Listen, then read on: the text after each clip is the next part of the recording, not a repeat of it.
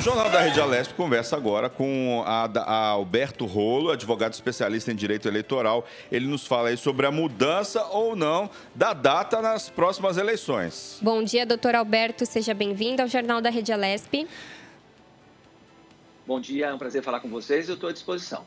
Doutor, a gente viu aí, eu estava vendo hoje de manhã, antes de vir para cá, o noticiário, né?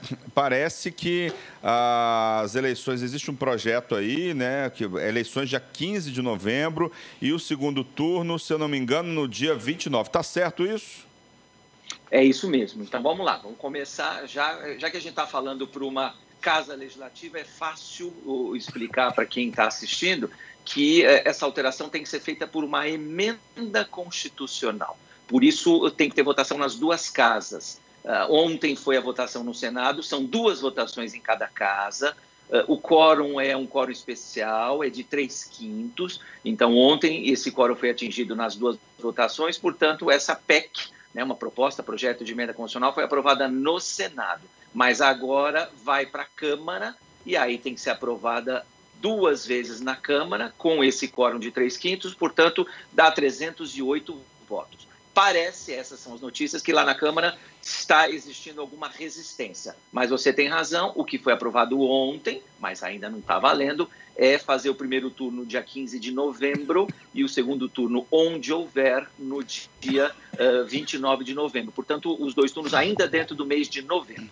Uma preocupação dos políticos e, enfim, dos políticos, dos juízes, de uma maneira geral, é não estender, não prorrogar os atuais mandatos de prefeitos e vereadores, né? Então, por isso eles querem alterar essa data, mas realizar ainda no ano de 2020, né? Existiu um outro projeto aí para dezembro, início de dezembro o primeiro turno, meio de dezembro o segundo turno. Como é que o senhor vê a importância aí da não prorrogação desses mandatos? Abre aí um precedente perigoso, né? Com certeza um precedente perigoso e mais do que isso, a Constituição diz que os mandatos têm duração de 4 anos. Outra coisa que a Constituição diz, está escrito lá, as eleições têm que ser periódicas. Esses são dois princípios, existem outros, mas são dois princípios básicos da nossa democracia. Então a gente já está vivendo a pandemia, a gente já está vivendo uma situação, uma crise na saúde, e isso acaba refletindo na economia também, a gente já tem crise política lá em Brasília, então mexer com esses pilares da democracia é bem complicado. Então, como você disse, tem aí outros projetos, outras ideias para até estender mandato, né, por mais 2 anos. Isso tudo foi discutido, foi conversado lá. O ministro Barroso, que é o atual presidente do TSE, já tinha mencionado qual é a opinião. Quem decide é o Congresso, mas o ministro Barroso falou em nome do TSE e falou que o TSE é totalmente contra qualquer tipo de prorrogação de mandato. A gente tem que cumprir a Constituição, a gente tem que ter sempre em mente que o melhor para o Brasil, o melhor para a democracia é cumprir o que está na Constituição. Agora, não vai dar para cumprir as datas. Então, já que não vai dar para cumprir as datas, e também não é por vontade somente política. Ontem eu participei de uma conversa com o senador Weverton, que foi o relator lá no Senado dessa proposta, e ele deixou bem claro, ele falou, aqui a gente não tem que discutir a conveniência política, porque a Constituição diz que o mandato é de 4 anos. Aqui a gente tem que discutir a conveniência de saúde do eleitor, dos cidadãos. Então, se a conveniência médica diz que se a gente atrasar aí, me parece que são 42 dias, algumas semanas, vai melhorar a curva, né? Vai estar já numa situação mais controlada, então se a orientação médica é essa, vamos fazer o que os médicos dizem. A gente não tem bola de cristal. Pode ser que chegue em novembro e a situação esteja, sei lá, vamos torcer que não, mas até pior. A gente não tem bola de cristal. Agora, as perspectivas são de que em outubro a gente não estaria ainda numa situação muito confortável. Então, por isso essa decisão de adiar para novembro. E se for para dezembro, como você lembrou, tinha uma proposta para fazer dia 6 de dezembro, talvez dia 20 de dezembro, né? Portanto, deixar mais para frente. Também tinha essa proposta, lá no Senado essa e outras foram derrubadas, mas tudo com a duração do mandato de 4 anos, portanto, a posse dos novos eleitos a partir de 1º de janeiro de 2021. A ideia de deixar para dezembro, o TSE e o ministro Barroso opinaram que não seria tão boa, porque deixa pouca margem para os trabalhos depois de prestação de contas, prazo para prestação de contas, né? Todo mundo que é político sabe que tem que prestar contas, prazo para a justiça analisar as contas, prazo para diplomação. Quer dizer, se deixar tudo isso, se deixar a eleição para dezembro, a gente acaba fazendo isso em janeiro, fevereiro, e aí já num novo mandato. Se fizer em novembro, dá para adequar o calendário para fazer tudo ainda até dezembro, não análise das contas, que isso realmente por essa proposta aprovada ontem acaba ficando também para o ano que vem, mas só isso. O resto, o calendário vai ser adequado. Propaganda eleitoral no rádio, na televisão, as convenções, tudo isso vai ser adequado de acordo com o que foi aprovado ontem no Senado, se a Câmara também aprovar. A gente está dependendo agora da Câmara dos Deputados. Alberto, você citou essa questão do calendário eleitoral, né? A questão das convenções, propaganda eleitoral, prestação de contas. Então, essa PEC já tem essa previsão de alterar o calendário também dessas convenções? Já tem. Ontem, o que o senador Everton mencionou, e foi o que foi aprovado no fim da tarde, eu participei de uma conversa ao vivo com ele, mais ou menos meio-dia, e a sessão do Senado começou às 4h, né? Então, ele dizia, já nessa conversa, que a ideia era, se fosse aprovada a alteração das datas, que o resto do calendário eleitoral tivesse um atraso proporcional. Então, se a gente vai atrasar 42 dias, então vai atrasar 42 dias as convenções, vai atrasar 42 dias o prazo de registro, é importante para os nossos vereadores, nossos prefeitos que estão assistindo, vai alterar o prazo de registro também, que seria 15 de agosto, não vai ser mais, e vai atrasar também o início da propaganda eleitoral, que seria 16 de agosto, não vai ser mais. Então, isso já está no projeto, para efeito do Senado, já está aprovado. Para efeito do Senado, o Senado já cumpriu o papel constitucional dele, que foi fazer 2 votações com quórum de 3/5.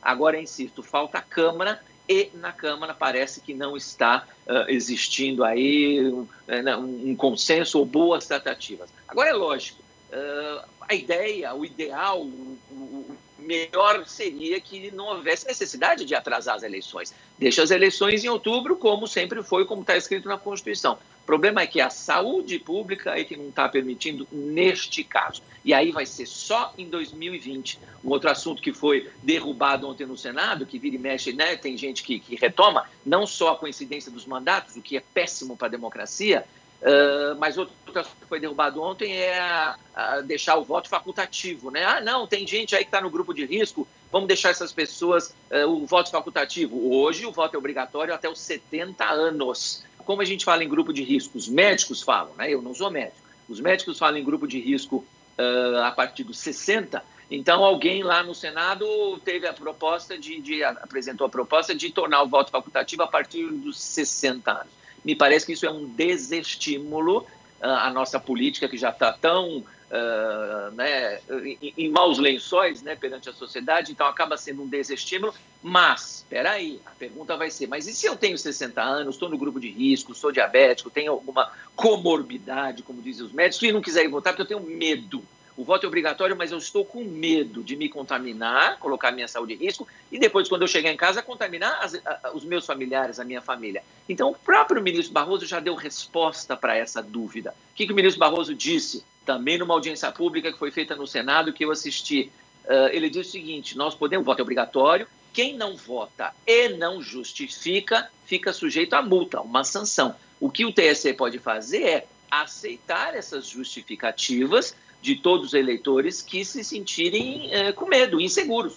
É lógico que eu estou falando como exemplo a pessoa de 60 anos, mas alguém que também tem alguma comorbidade e não tenha 60 anos. Alguém que diga, olha, hoje é dia 15 de novembro, na minha cidade, na minha região, eu não estou me sentindo seguro, então eu não vou votar. Pronto, o TSE já disse que vai, entre aspas, né, perdoar esse eleitor ou facilitar essa justificativa. Eu não consigo imaginar um juiz eleitoral em qualquer cidade do Brasil que receba, aí vai ser pela internet, da maneira mais fácil possível, a seguinte justificativa. Senhor juiz, eu não compareci no dia 15 de novembro porque eu tenho diabetes, eu tenho comorbidade na minha cidade e eu estou com medo de votar. Dá para o senhor justificar a minha ausência? E eu duvido que algum juiz não vá aceitar esse tipo de justificativa. Portanto, não precisa flexibilizar o voto. Isso é uma discussão lá para frente. A gente pode fazer um programa inteiro sobre isso. Vamos deixar o voto facultativo, mas é para todo mundo, a partir de 2022, 2024. Isso a gente numa reforma política pode discutir, mas não agora.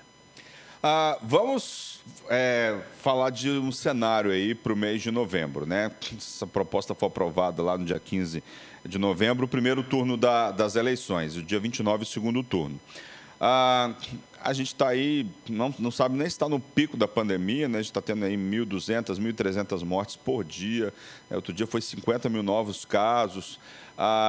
Organismos internacionais já fizeram a previsão aí de que essa situação só deve melhorar aqui no Brasil lá para o final de dezembro. Vamos supor que a gente ainda esteja aí com muitos casos e a gente tem uma eleição no meio dessa pandemia, seja lá em novembro, né? Existe a possibilidade de um novo adiamento? Enfim, como é que vai ser esse cenário de uma eleição no meio de uma pandemia, com aglomeração de pessoas fazendo fila, locais de votação cheios? Como é que você prevê essa história toda? Esse calendário, essas datas precisam ser definidas o mais rapidamente possível, justamente para o TSE poder se preparar. E você tem razão, eu fico imaginando, no colégio que eu voto, às vezes tem fila, depende do horário, às vezes não, mas a gente vê aí notícias de lugares que tem uma fila grande. Então, a Justiça Eleitoral, eu acho que nessa altura do campeonato todos os eleitores estão sabendo da necessidade do distanciamento social, mas a Justiça Eleitoral vai ter que instruir, né, os mesários, aquelas pessoas que trabalham no dia da eleição, são convocadas, e instruir a insistir no distanciamento social e assim por diante. Então, essa é uma medida que a Justiça Eleitoral vai ter que fazer anúncios na televisão, a Justiça Eleitoral pode fazer no rádio, né, para instruir os eleitores. Agora, está dentro da proposta aprovada ontem pelo Senado a possibilidade de, se numa determinada cidade, se numa determinada região, verificar-se que a pandemia está, ao invés de regredir, está piorando, né? Ao invés de estar regredindo, está piorando, aumento de casos de infectados, aumento de casos de morte, estiver de alguma maneira abalando aquela cidade ou aquela região, a Justiça Eleitoral, então isso está na proposta de ontem, a Justiça Eleitoral vai poder, o TRE daquele estado, vai poder marcar a eleição numa outra data. Então, naquela cidade, em vez de fazer em novembro, faz para dezembro. Mas desde que seja até o final do mês de dezembro. Não existe hipótese, até agora, de isso superar, ultrapassar o mês de dezembro. Então, se, como você falou, por exemplo, tiver realmente em alguma região, alguma cidade, a situação estiver muito ruim, o TSE pode dizer, olha, nesta cidade, o TRE, né, do Estado vai dizer, olha, nessa cidade nós não vamos fazer eleição no dia 15, vamos fazer tal data do mês de dezembro. Isso está previsto nessa proposta que foi aprovada ontem. Então, de alguma maneira, vai dar uma segurança, porque o que não dá é para a gente, primeiro, não ter eleição, porque isso fere a democracia, agride a Constituição, então tem que ter eleição, e o que não dá é para não ter uma data definida. Então, seja outubro, seja novembro, seja dezembro, a gente tem que ter uma data geral. Só para lembrar, no Brasil são 5.570 municípios. Então, se eu não puder fazer eleição em 10 ou 20 ou 50 municípios, nos outros 5.500 e tanto nós vamos fazer em benefício, em prol da democracia, em prol da sociedade. Bem, nós gostaríamos de agradecer a presença do Alberto Rola, advogado especialista em direito eleitoral. Muito obrigado pelos esclarecimentos. Muito obrigada, doutor Alberto. Eu que agradeço o pessoal da TV Alesp, eu estou sempre à disposição para que a gente possa voltar a falar numa próxima oportunidade, depois que a Câmara tiver aprovado. Aí a gente vai ter uma coisa mais definitiva. Muito obrigado, bom trabalho. Obrigado, vamos aguardar essa aprovação, vamos acompanhar aqui na Rede Alesp. Bem,